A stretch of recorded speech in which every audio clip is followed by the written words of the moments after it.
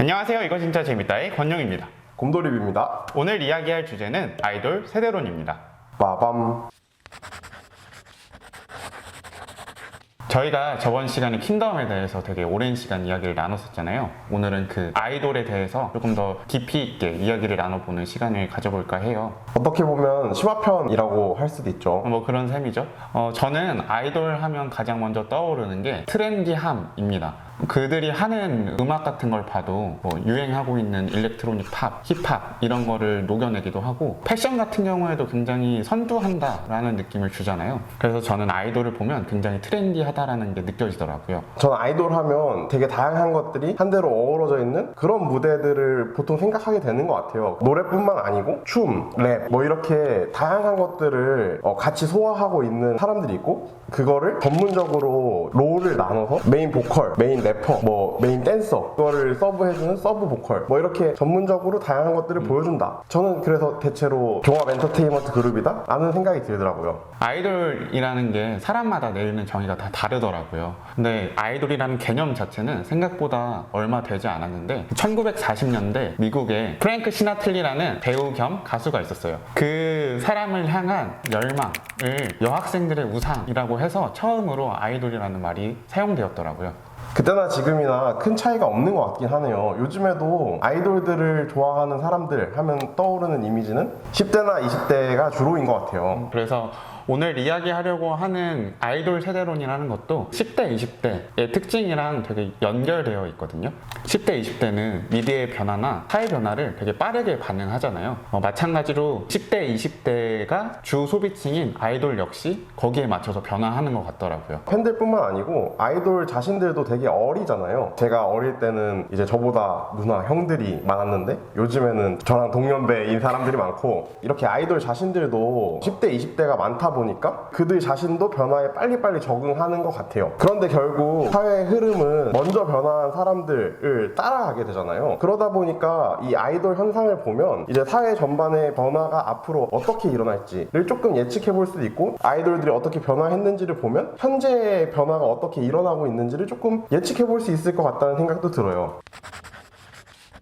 아이돌 세대는 크게 4개 정도로 구분이 되더라고요. 사람마다 내리는 기준이 조금씩은 다 다른데 저는 오늘 미디어에 맞춰서 아이돌 세대론을 좀 설명해 볼까 합니다. 뭐 TV, PC, 뭐 스마트폰 이런 것들이 과연 어떻게 아이돌을 변화시킬지에 대해서 이야기를 할 건데요. 먼저 1세대는 1992년부터 2003년까지입니다. 이때 가장 주력 매체는 텔레비전이라고 할 수 있고요. 1세대의 가장 큰 특징이라고 하면 아이돌이라는 개념이 처음 한국에 소개되었던 시기라고 할 수 있고요.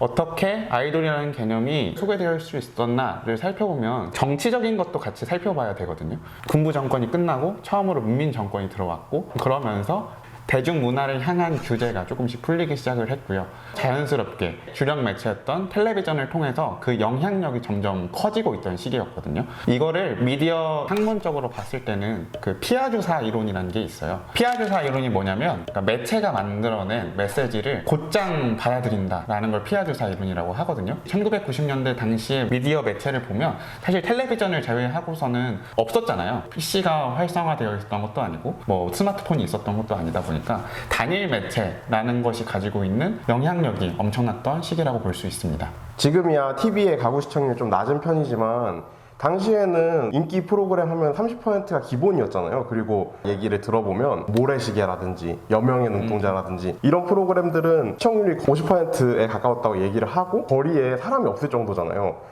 그 정도면 메시지를 직접 시청자한테 주입하는 그런 일이 벌어질 수 있을 것 같아요. 그 텔레비전의 영향력이 엄청나던 시기다 보니까 아이돌의 시초격이라고 할 수 있는 그 서태지와 아이들도 처음 데뷔했던 곳이 텔레비전이거든요. 서태지와 아이들이 난 알아요 라는 엄청 유명한 곡이 있잖아요. 그거를 선보여요. 그 심사위원들 앞에서. 근데 그 심사위원들이 뭐라고 했냐면 아 멜로디한 라인이 약하다. 별로다. 이런 호평을 받았습니다. 근데 되게 센세이셔널하게 한국 사회를 거의 다 바꿔놨죠. 10대, 20대에게 엄청난 영향을 끼치기 시작했고 서태지와 아이들 패션, 뭐 음악, 춤 이런 것들이 사회 전반에 영향력을 끼쳤던 시기였어요.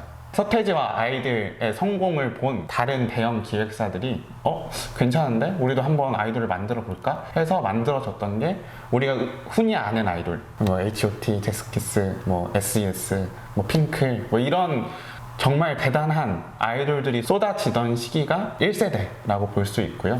뿐만 아니라 휘성, 세븐, 거미 이렇게 솔로 아이돌들도 등장하던 시기가 1세대라고 볼 수 있어요. 근데 이런 솔로 아이돌 같은 경우에는 이후 세대로 넘어가면 점점 안 보이기 시작하거든요. 그래서 1세대만의 특징이라고 할 수 있는 게 그런 솔로 아티스트들이 좀 더 아이돌스럽게 나타나던 시기다라고 볼 수 있을 것 같습니다. 1세대의 한계점이라고 하면 10대, 20대만의 전유물이 되었다라고 볼 수 있거든요.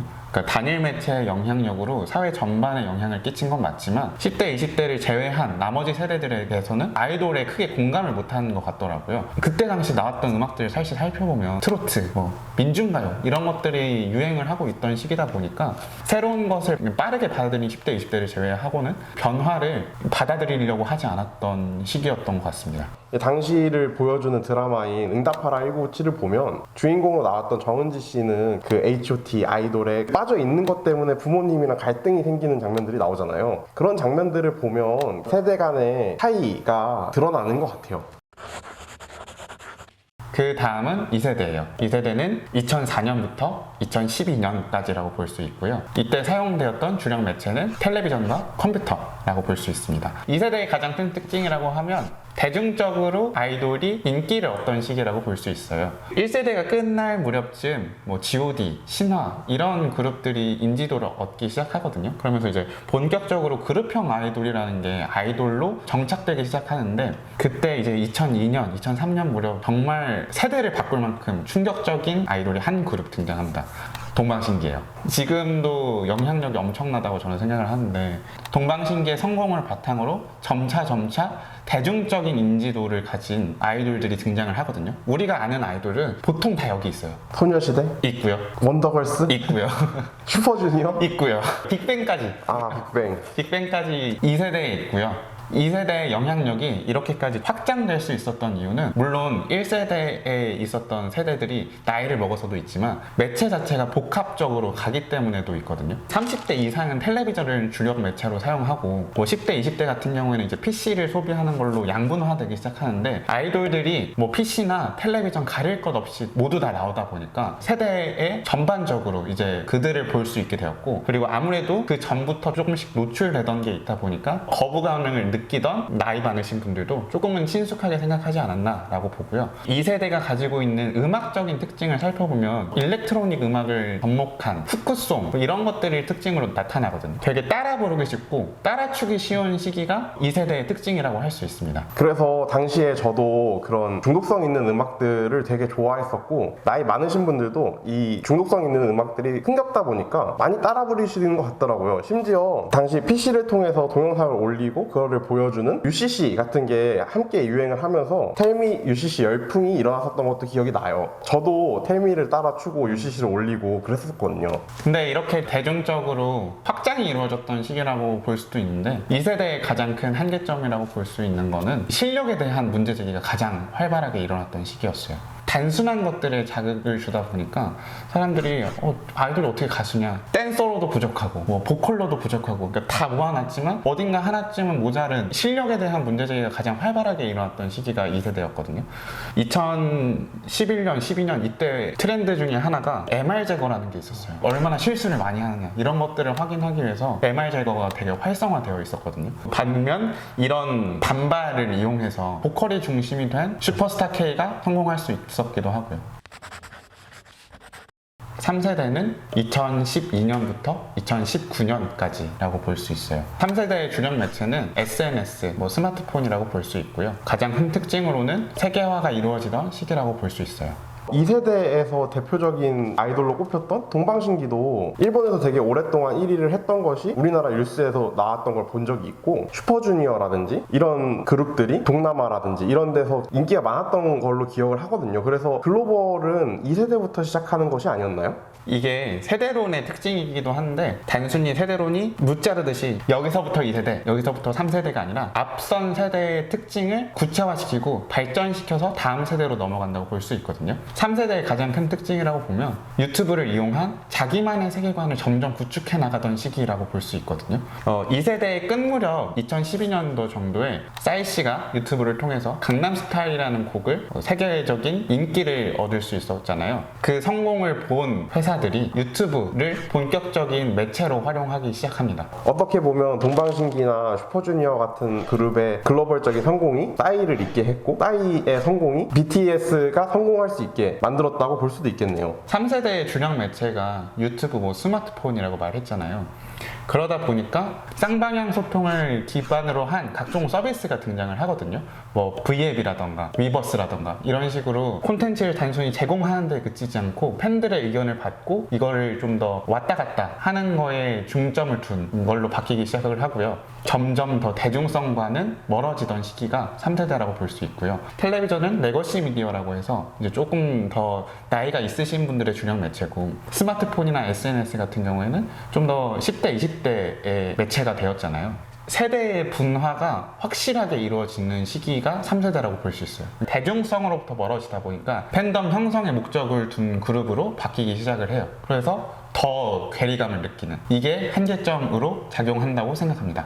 생각해보면 유튜브나 SNS 같은 경우에는 자기가 보던 거를 계속해서 보게 만들어주는 알고리즘 같은 게 있잖아요. 그런 것 때문에 높은 세대는 높은 세대들이 보는 것들만 보게 되고, 어린 세대는 어린 세대들이 좋아하는 그 아이돌 컨텐츠만 보게 되고, 이러다 보니까 더 세대 간 소통이 잘 안 되고 세대 간 단절이 일어나게 되는 것 같기도 해요. 마지막으로는 4세대인데요. 4세대는 2019년부터 현재까지입니다. 2019년에 이제 세계를 바꿔버린 큰 사건이 하나 있었잖아요. 코로나? 맞아요. 코로나가 있었잖아요. 그 코로나의 영향이 아이돌 산업에도 영향을 끼칩니다. 그래서 4세대의 가장 큰 특징이라고 하면 포스트 코로나의 특징이라고 할 수 있는 것들을 다 담고 있거든요. 비대면이랑 비일상성이 대표적이고요. 그러다 보니까 자연스럽게 SNS를 더 강화하는 방향으로 발전을 해요. 원래 팬미팅을 했던 것도 대면으로 못 마주치다 보니까 영통회 이런 것이 생기기도 했고요. 쌍방향적인 것들이 강화되던 시기가 4세대라고 볼 수 있습니다. 오프라인에서 하던 거를 온라인에서 옮겨서 해야 되니까 온라인 안에서의 교류는 훨씬 더 많아졌을 것 같네요. 말씀하신 대로 그 인터넷에서의 소통이 더 강화되던 시기였거든요. 그러다 보니까 아이돌 그룹을 만드는 회사에서도 그것을 강화하는 방향으로 기획을 하기 시작을 합니다. 독자적인 플랫폼을 구축을 한다던가 각자의 색깔을 강조하는 방향으로 팬들이 더 그 안에서 놀 수 있게끔 독자적인 세계관을 더 확장해 나간다던가 이런 식으로 나아가거든요.